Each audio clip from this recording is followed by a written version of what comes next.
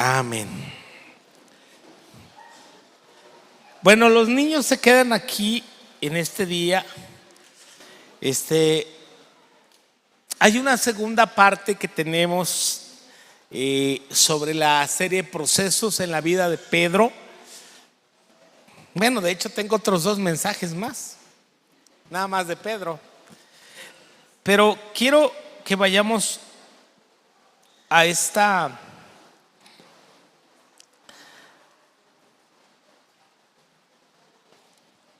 sección. Vaya conmigo al libro de los Hechos, capítulo 2. Quiero unir el evento que vamos a celebrar hoy tocante a los bautismos con el sermón de Pedro.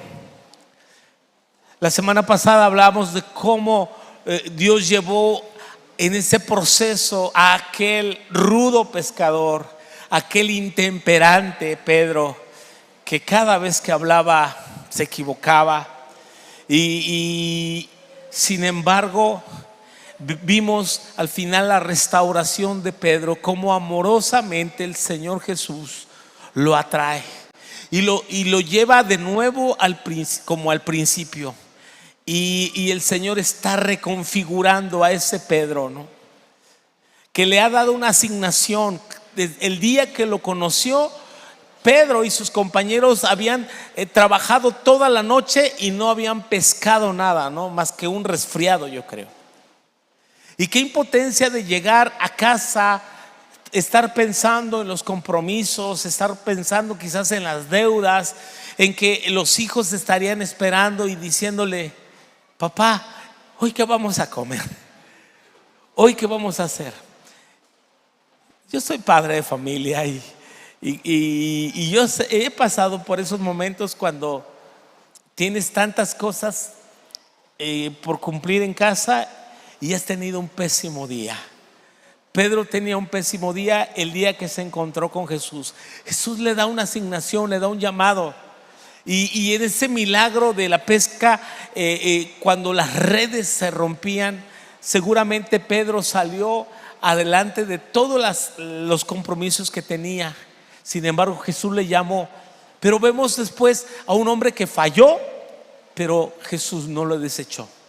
Entonces aprendimos todo eso tocante a Pedro, cómo el Señor le llama. Así que en esta parte vamos a ver a un Pedro transformado en este proceso. El hombre que negó a Jesús ahora es columna de la iglesia. Su proceso no terminó con la restauración. Dios siguió moldeándolo hasta hacerlo un líder maduro, humilde y poderoso. Dile al que está a tu lado: Dios no ha acabado conmigo, no ha terminado conmigo. Tú dices: ay, pues ¿cuánto va a ser? Bueno, es un proceso que dura toda la vida, desde aquí hasta que nos vayamos al cielo, hermanos. Como dijo William Barclay, un erudito bíblico, dijo William Barclay: la verdadera grandeza del cristiano no está en nunca caer, sino en siempre levantarse transformado. Le repito por si quiere anotar la frase: la grandeza del cristiano no está en nunca caer, sino en siempre levantarse transformado. Esto lo dijo William Barclay. Así que en esta serie vamos a ver nuestro tema. Si quieres hablar o anotar, es de Simón a Pedro. De Simón a Pedro. Dijimos que Simón significa junco, débil, endeble, y Pedro viene del griego Petros, que significa piedra o roca. De Simón a Pedro, hacia un llamado supremo.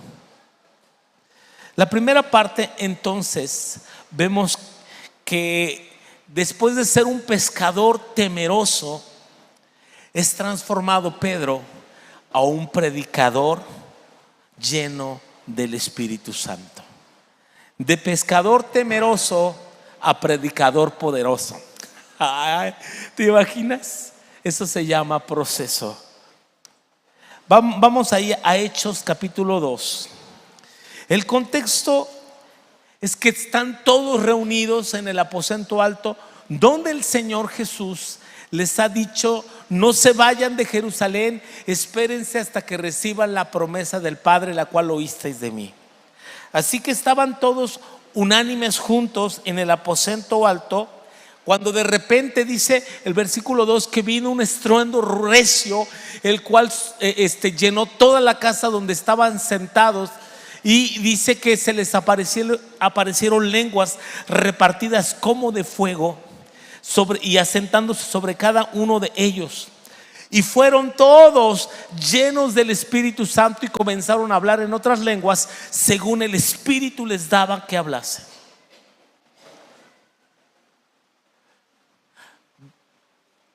$40 días antes vemos a un hombre temeroso que negó al Señor 3 veces. Vemos ahí a un hombre que no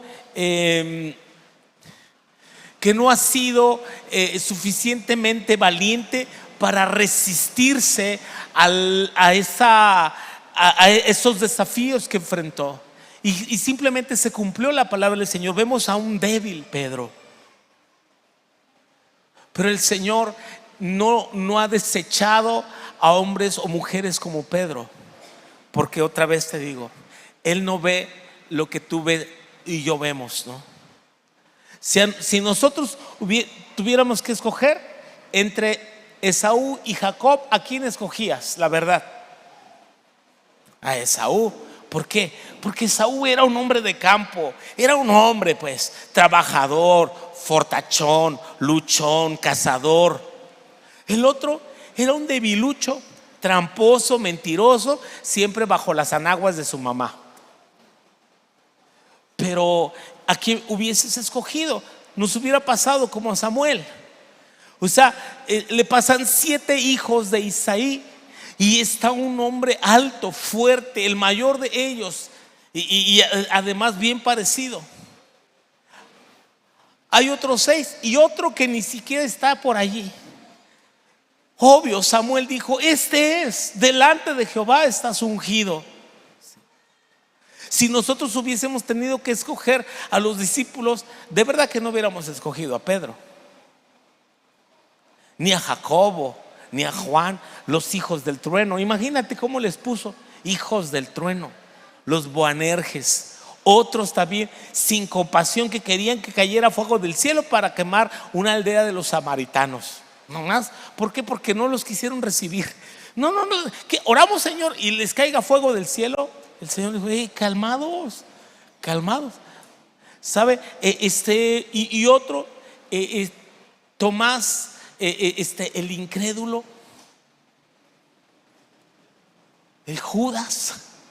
El otro, Simón el celote, uno que era bien radical, ese era de izquierda, era un luchador social, que esos celotes pensaban que el Mesías debía ser un guerrero que debía derrocar al imperio romano. Entonces realmente no hubiésemos escogido a esas personas. Pero qué bueno que Dios no es como nosotros, porque Dios no ve lo que ven nuestros ojos, Dios ve el corazón, y Dios ve productos terminados.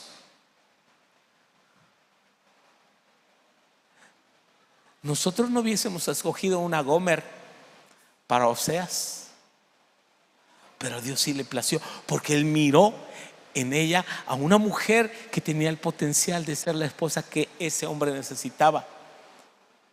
Aunque qué proceso, ¿no? Sin embargo, entonces vemos que Pentecostés marca un nuevo comienzo. Pentecostés marca un nuevo comienzo, un antes y después.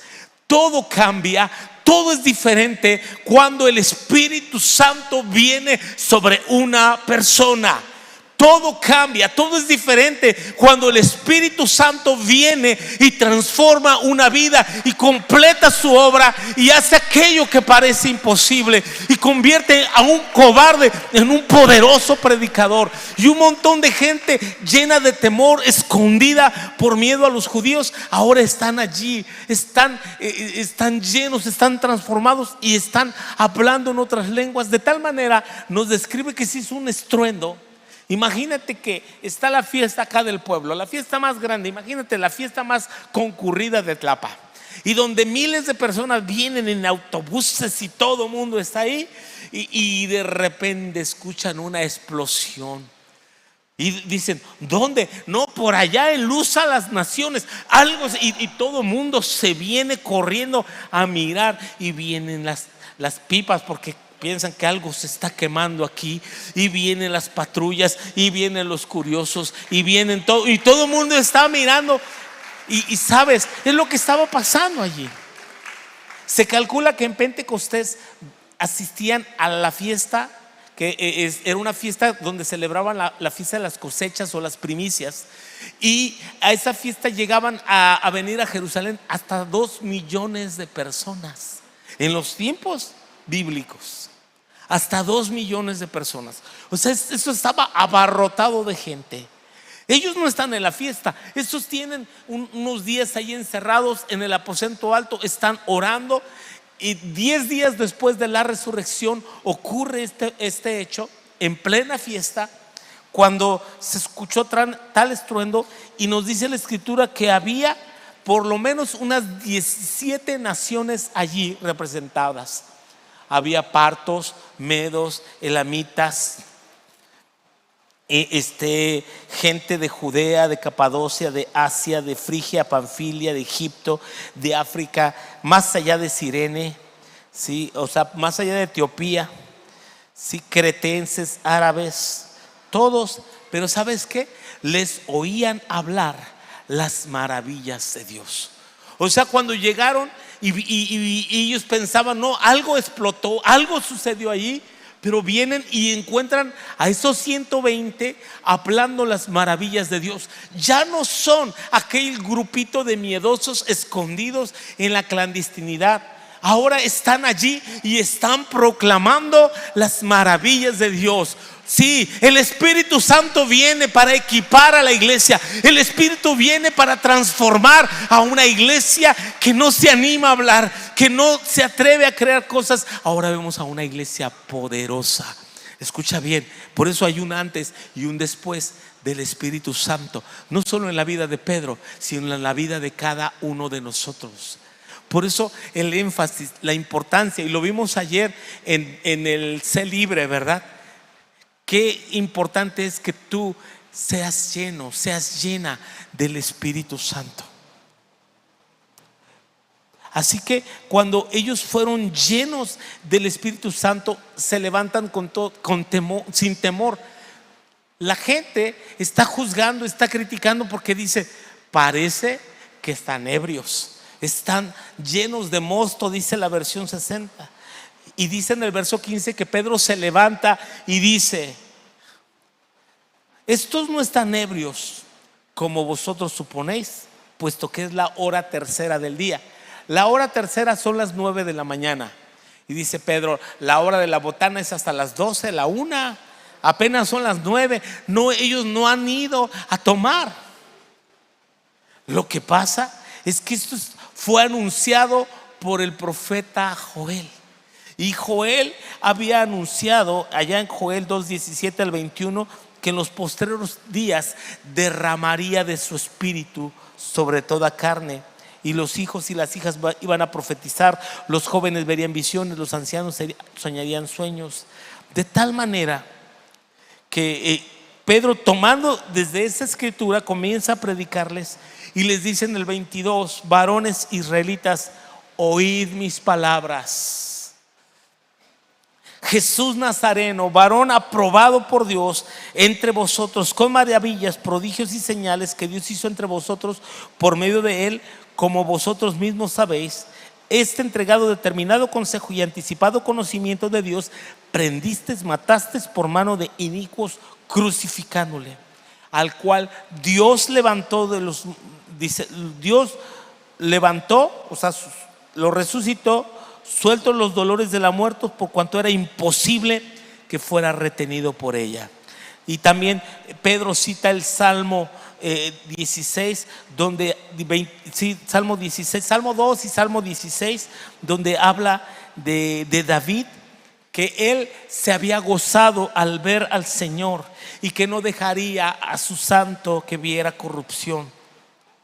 Así que después de citar a David, Pedro les está exhortando sobre la necesidad de arrepentirse. Dice el verso 32: a este Jesús resucitó Dios, lo cual todos vosotros sois testigos. Y así que, exaltado por la diestra de Dios y habiendo recibido del Padre la promesa del Espíritu Santo, ha derramado esto que veis y oís. Porque David no subió a los cielos, pero él mismo dijo, dice el Señor a mi Señor: siéntate a mi diestra hasta que ponga a tus enemigos por estrado de tus pies. Sepa pues ciertísimamente a toda la casa de Israel que a este Jesús, a quien vosotros crucificasteis, Dios le ha hecho Señor y Cristo. Él es el Mesías. Qué impresionante que al oír estas palabras, nos dice el verso 37, se compungieron de corazón. Al oír las palabras de Pedro, llenas del poder del Espíritu Santo, ellos empezaron a sentir convicción. Ellos empezaron a sentir esa carga, ese sentimiento de decir: sí, es verdad, hemos pecado, nosotros somos culpables de la muerte del Señor. Así que cuando Pedro les hace la invitación, y esta es la invitación del Evangelio: arrepentíos y bautícense. Arrepentíos. Cuando ellos preguntan: varones, ¿qué haremos? Dos cosas: arrepiéntanse y bautícense. La palabra arrepentimiento viene del griego metanoia, y metanoia es cambio de mente. Dejen sus malas prácticas, dejen sus malas vidas, dejen ese camino y cambien de dirección. Vuélvanse a Dios. Están lejos de Dios, están lejos de su corazón. Y solo una iglesia, solo un hombre lleno del Espíritu Santo, un hombre transformado por el Espíritu Santo, puede hablar con tal poder. Sí. ¿Sabes? En aquel sermón, sí, que Pedro está declarando, está compartiendo, esa predicación tan poderosa, dice que y les declara: arrepiéntanse y bautícense. La palabra bautismo significa sumergir, zambullir, estar debajo de. De ahí que la manera correcta. Hay 4 cosas que quisiera mencionarte acerca del bautismo. Número 1, el candidato correcto. Y el candidato correcto es alguien que ha experimentado un arrepentimiento, alguien que está consciente de su pecado y le ha confesado a Dios su falta. En ese arrepentimiento está dispuesto a abandonarlo, ¿sí?, y comenzar una nueva vida. Eso es arrepentimiento. Arrepentimiento no solamente es estar consciente de que estoy mal, es confesar mi falta a Dios y estar dispuesto a abandonarla. Y cuando alguien se ha arrepentido, es sinónimo de que alguien ha creído. Así que el candidato correcto para bautizarse es alguien que ha creído en el Señor, que ha experimentado un cambio de vida, que es alguien que le ha rendido su vida al Señor. La segunda cosa que quiero decirte tocante al bautismo es el modo correcto. Como el significado lo dice, el modo correcto de una persona al bautizarse es la inmersión. Existen otros tipos de bautismos que no son bíblicos, como el más común que usted y yo conocemos es el bautismo por aspersión. Es donde se toma, número 1, a un bebé que no es un candidato correcto, porque no está consciente de lo que está haciendo, sino le están haciendo a él. Entonces a ese bebé que bautizan y por aspersión, no por inmersión, o sea, ni es el modo correcto ni es el simbolismo correcto. Incluso hay otra manera de que gente se bautiza, dice el bautismo por rociamiento. Es donde el que bautiza toma agua, se llena los cachetes de agua y luego hace esto. Se llama rociamiento. Y esa es otra forma que algunos grupos religiosos bautizan, pero tampoco es bíblico. Es más, hay otra manera en que un grupo que existe hoy actualmente, son unos güeritos que traen unas placas acá que dice Elder. Estos se bautizan por los muertos. O sea que si tú tienes un pariente que ya murió, que era bien borracho, que era bien pecador, o una abuelita que no quiso aceptar el evangelio, pero ahora ya se murió, y como ya se murió y no está segura porque dices, pues es que no creía en el Señor, era bien fanática a sus ídolos, entonces, pero me bautizo por ella. Te bautizas por ella y con ese bautismo ya la sacas de ese lugar donde se encuentre para llevarla al cielo. O que tú dices, no, a mí me gustaría salvar a Elvis Presley para que cuando me vaya al cielo allá me cante el rock and roll, o Pedro Infante me cante ahí unas canciones. No, o sea, pero hay un grupo que cree eso, que se puede bautizar por los muertos. El bautismo bíblico es para creyentes. El bautismo bíblico es por inmersión. Por eso es que tiene que ser una persona que está consciente de su decisión. Tiene que ser una persona que ha experimentado un nuevo nacimiento, que ha experimentado una conversión en su vida y está dispuesta a seguir al Señor. Y el simbolismo correcto también del bautismo. Tradicionalmente se nos enseñaba que una persona se bautizaba para quitarle el pecado original. Por eso es que se bautizaba siendo niño. Y si no estaba bautizado, ay, cuídalo que no lo vaya a chupar la bruja, ponle unas tijeras debajo de la almohada para que no lo chupe la bruja. O si se muere se va a ir al limbo porque no está bautizado. ¿Sí? Por eso es que hasta los bautizaban moribundos a los bebés. En serio. Pero quiero decirles una cosa: el bautismo no perdona pecados y el bautismo tampoco salva a nadie. ¿Cómo, pastor? Entonces, ¿para qué nos bautizamos? Ahorita le digo cuál es el significado correcto. Entonces, de esa manera, o sea, el bautismo es un acto de obediencia. Así como el Señor Jesús mandó en Mateo 28 y en los otros evangelios tocante a la gran comisión, como en Marcos 16, ¿sí? El bautismo bíblico, o el bautismo cristiano, es una confesión pública de la fe. Pablo lo explica en Romanos capítulo 6 versículo 4, que dice que el bautismo es como, dice, sepultados juntamente con él para muerte por el bautismo. Entonces, un significado del bautismo es que el bautismo significa la muerte a nuestra vida pasada. Decido morir a mi vida pasada. Así que el acto de sumergir a la persona en el agua, ¿sí? ¿Me ayudas, Joel? Me ayudaste una vez, ¿verdad? ¿No? Sí, creo que tú eres mi ayudante. Es mi maniquí.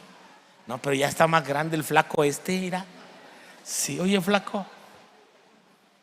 Árale, estamos igual de pelones. El acto de bautizar a una persona es el acto de sumergirle.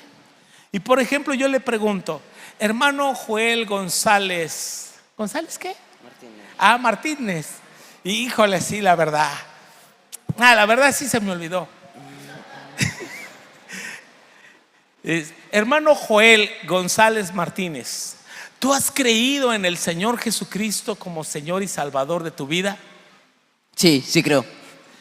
Entonces, agárrate tu mano, la muñeca. No, chalán no sirve. Ajá. Entonces le digo, en virtud de tu profesión de fe, yo como ministro del Evangelio del Señor Jesucristo te bautizo en el nombre del Padre, del Hijo y del Espíritu Santo. Y lo sumerjo en el agua. Lo dejo ahí un rato porque como a quien veo más pecador, pues lo dejo más tiempo. Hasta que se arrepienta bien dentro. ¿Para qué es la mano? Ah, bueno, esta mano es, mire, note bien cómo va a ser la mano, Y esta manita le sirve para quienes no les puede entrar agua por la nariz. Pero se la pone hasta que confiesa, porque si no dice, sí, acepto. No, es hasta después. Bueno, es que les tengo que explicar todo, porque si no hay malos entendidos. Sale, entonces, pero como Pablo dice en Romanos, el bautismo es como sepultarlo en el agua. Claro, no le voy a dejar ahí, no crea, a nadie he ahogado hasta ahora. Me han dado ganas, sí, cierto, pero no lo he hecho, me he resistido. Entonces, sumergimos a la persona en el agua, eso es bautizar, sumergir, y luego levantarle como un símbolo de su resurrección. Gracias, Joel. Gracias, Caleb.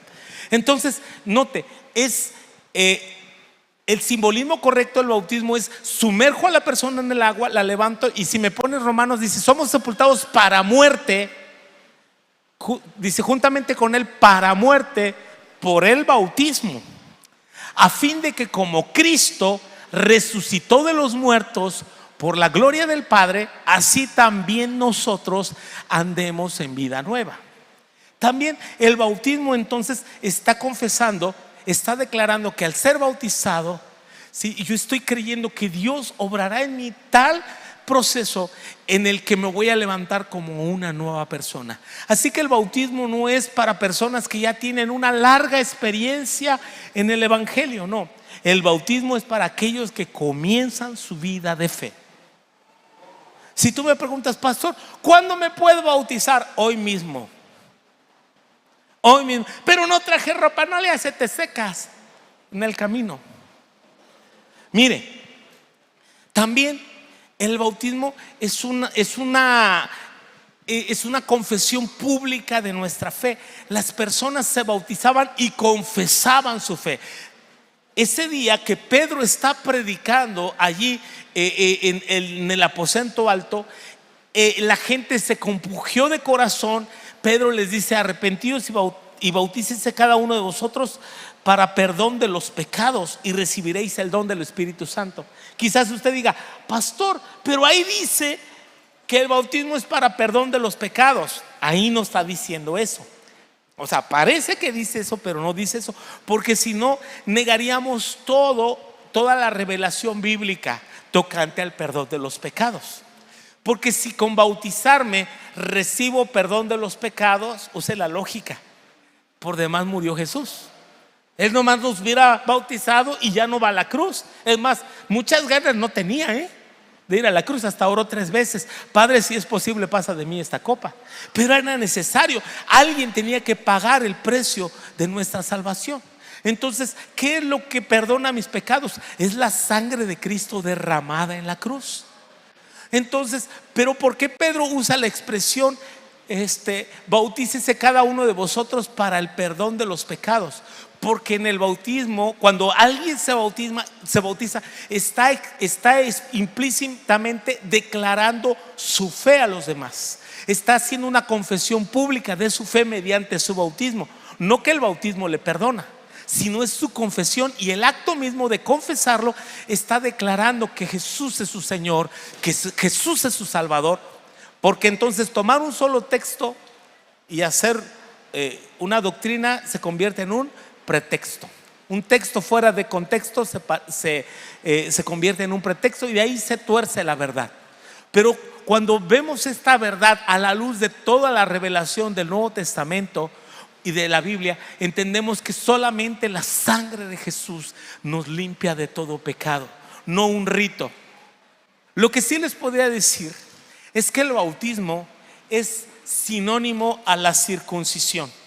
algo paralelo. De hecho dice en Colosenses 2:13, me quiero exponer Colosenses 2:13.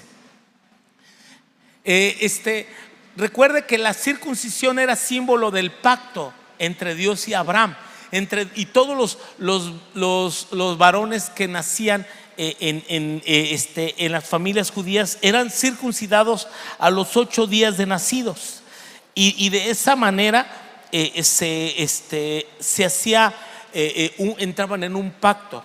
Lo que sí le quiero decir entonces es que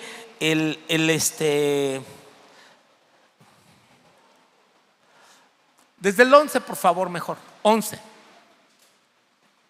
dice así: en él, hablando de Cristo, en él también fuisteis, ¿qué? Circuncidados. Le está escribiendo a colosenses que no son judíos, son gentiles, fuisteis circuncidados con circuncisión no hecha a mano, ¿sí? Al echar de vosotros el cuerpo pecaminoso carnal en la circuncisión de Cristo. ¿En qué? En la circuncisión de Cristo, sepultados con él, el 12, en el bautismo, en el cual fuiste resucitados con él mediante la fe en el poder de Dios que le levantó de los muertos. Entonces, así como la circuncisión es el pacto judío, es el pacto abrámico, el bautismo es sinónimo cuando tú entras en pacto, en una relación con Dios, en una intimidad. Y de hecho, para muchas iglesias, la entrada a la membresía de una iglesia, la puerta de entrada es el bautismo, el inicio, el punto de partida. Jesús dijo: vayan y hagan discípulos, bautícenlos y después enséñenles todas las cosas. ¿Cuántas clases dominicales está recibiendo la multitud que a cuál Pedro le está predicando? ¿Cuál? 0 clases. Es el primer sermón. Hay partos, medos, elamitas y todas las naciones que están oyendo las maravillas de Dios. Pedro les confronta sobre su pecado, les habla que así estaba escrito, que Jesús tendría que morir para perdón de los pecados, y les dice: pues nada más arrepiéntanse, hermanos, y bautícense y recibirán el don del Espíritu Santo. Esa es la promesa. Lo que la iglesia de Jerusalén, los 120 han recibido, es el don, el regalo del Espíritu Santo, y por eso les miran a hablar en lenguas, y el punto de partida es el bautismo. Entonces, si tú me preguntas: pastor, ¿cuántos cursos tengo que tomar? ¿En qué nivel de discipulado debo ir para bautizarme? En el 0. Es el punto de partida. Una vez una señora me preguntó: pastor, todavía no nos veníamos a Tlapa, incluso Caleb era pequeño, y me dice: pastor, tengo una pregunta, ¿será que ya me puedo bautizar? Ella no iba a nuestra iglesia. Y le dije: disculpe, hermana, ¿y usted cuánto tiempo tiene de creyente? No mucho, me dijo. 27 años, me dijo. Le dije: no, usted no debería estar preguntando sobre el bautismo. Usted debería andar bautizando. Usted debería ser pastora. ¿Tenía más tiempo que yo? Sí. ¿Sabe? O sea, el bautismo no es para eruditos, es el punto de partida, es el inicio. Por eso cuando Pedro está predicando allí, dice el verso 40, así que con muchas otras palabras testificaba, Hechos 2:40, testificaba y exhortaba diciendo: sed salvos de esta perversa generación. ¿Sí? Así que los que recibieron, ¿qué hicieron? Recibieron su palabra. El 2:42. Así los que recibieron, 41, recibieron su palabra, fueron bautizados. Dice: y se añadieron aquel día, ¿cuántas? Como 3,000 personas. En el primer mensaje. Oye, qué poderoso que prediques y 3,000 se conviertan. Yo digo: ya, yo quiero eso. Yo quiero ver eso. Una iglesia plena del Espíritu Santo. Una iglesia plena que cuando alguien predica que ha pasado un proceso, sí, Dios le puede usar. Sí, sabe, por eso es importante. Incluso podríamos seguir hablando, pero no quiero alargar más el mensaje de hoy. Solamente decirte que que ese día, sí, ese día podemos ver cómo el proceso de Dios, sí, no termina, lo restaura, pero también lo empodera. Lo empodera para ser útil. Y así, tan bruto como lo vemos, es un hombre que está abriendo las puertas, ¿sí?, para la apertura de una gran iglesia. Y por supuesto, no podemos negar su liderazgo. No podemos negar la relevancia que tiene entre los 12. Y aunque no escribió muchas cartas, tenemos 3 de Pedro, en cambio tenemos 13 de Pablo. Ahí vemos la diferencia entre el uno y el otro. Sin embargo, no podemos negar la transformación de este hombre. Y que en los primeros capítulos, como en el capítulo 3, después de ese sermón, ¿sí?, Pedro y Juan van a la oración en el capítulo 3. Y cuando van a la oración, ¿me ayudas, Chente? Cuando van a la oración, en el camino hay un hombre cojo de nacimiento y que pedía limosna todos los días en un lugar, en una puerta del templo llamada La Hermosa, para que pidiese limosna, ¿sí? Y él rogaba, pero Pedro y Juan, fijando en él los ojos, le dijeron: míranos. Entonces Pedro dijo esa gran frase que sabemos todos: no tengo plata ni oro, pero lo que tengo te doy. En el nombre de Jesucristo, levántate. En el nombre de Jesucristo de Nazaret, levántate y anda. Y tomándole por la mano derecha, le levantó, y al momento se le afirmaron los pies y tobillos. Cuando alguien ha madurado y sigue creciendo en obediencia, milagros se manifestarán, señales se manifestarán por el poder del Espíritu Santo, por el poder del Espíritu Santo en tu vida. Pedro ahora sabe que tiene y que no tiene. Tiene poder, no tiene dinero, pero Pedro no necesita dinero. Cuando has alcanzado esa madurez, no estás afanado por lo que no tienes. Sabes lo que tienes. Hay muchas cosas que yo no tengo, pero yo sí sé que tengo. Pero sabes, cuando te das cuenta, cuando Dios te ha pasado por un proceso,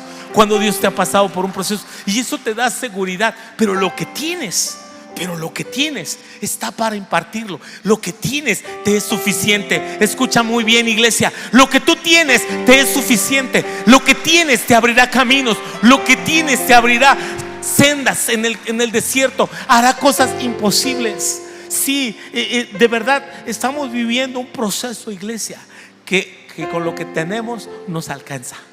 De verdad, con lo que tenemos nos es suficiente, porque tenemos al Espíritu Santo en medio de nosotros, porque tenemos gracia, porque tenemos favor, porque Él nos está mostrando su favor.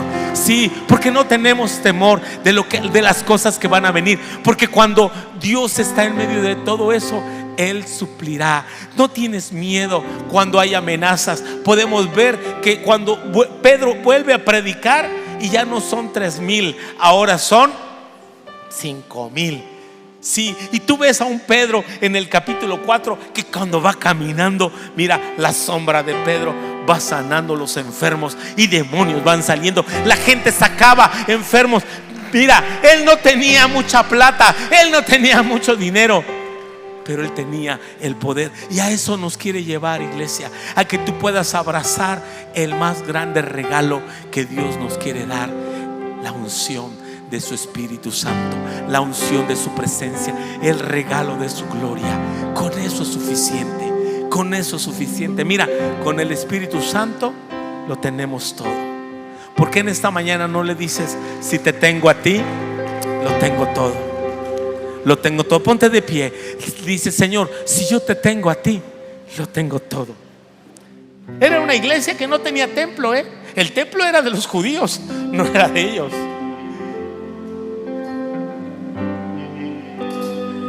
Podemos ver la primera generación, los creyentes del primer siglo, sí, que no tenían, muchos de ellos, ya no les importaba otra cosa. Tú ves en el capítulo 5 gente que vendía casas, traían heredades, ya no les importaba lo terrenal, ahora les importaba ver la gloria de Dios, y compartían con los que no tenían, con los que tenían necesidad, y veían por los pobres, y estaba Dios haciendo grandes maravillas, sí. Y aún cuando se levanta la persecución, la iglesia sigue allí. Por eso tú puedes ver en el libro de a la carta a los Hebreos, cuando los creyentes eran perseguidos, maltratados, envilecidos, vivían en cuevas, en cavernas, sí. Pero sabes, eso les fue suficiente para cuando el cristianismo explotó por todo el imperio, sí. Y el imperio los perseguía y los crucificaban y los quemaban vivos y los echaban a las fieras. Y entre más los perseguías, más se multiplicaban, porque había un fuego, porque había una pasión que no podía ser apagada en ellos, porque lo que tenían era suficiente. Habían perdido casas, tierras, familias, sueños, pero no perdían la presencia de Dios. Y esa presencia es suficiente para que la iglesia siga adelante, para que la iglesia alcance esa madurez, ese proceso en el cual nos falta, iglesia, que no estemos tan apegados a este mundo y que miremos hacia la eternidad, pese a cualquier circunstancia, pese a cualquier situación. Y eso es lo que necesitamos para los últimos tiempos. Para los últimos tiempos estamos viviendo tiempos violentos, estamos viviendo tiempos peligrosos, estamos viviendo tiempos en que los gobiernos se han vuelto cada vez más descarados, más infames, más crueles, donde ya no hay temor. Y lo único que nos espera es mantenernos firmes en el Señor ante cualquier circunstancia. Que el fuego del Espíritu Santo siga siendo encendido en tus corazones, en tus vidas. Que te mantengas firme en el Señor, sí, creyendo. Y puedas decir: sí, no tengo plata ni oro, pero lo que tengo te doy. Pero lo que tengo te doy. Pedro tenía a Cristo, Pedro tenía el Espíritu Santo, Pedro tenía su presencia, Pedro tenía su presencia. Anhelamos su presencia. Señor, si te tengo a ti, lo tengo todo. Lo tengo todo. Y ahora te puedes parar firme como una roca. Ahora sí puedes ser un Pedro. Ahora sí puedes ser una columna en la iglesia. Ahora sí puedes ser alguien que puede sostenerte en medio de las más fuertes tormentas. Eres una roca que aunque peguen los vientos, aunque golpeen las olas contra ti, sí, las muchas aguas no podrán apagar el amor, ni la ahogarán los ríos. Ahí permanece la roca, inamovible, inamovible. Dios quiere levantarte, Dios quiere usarte para ser esa roca firme. Vamos a adorarle por un momento al Señor. Vamos, levanta tus manos y adórale.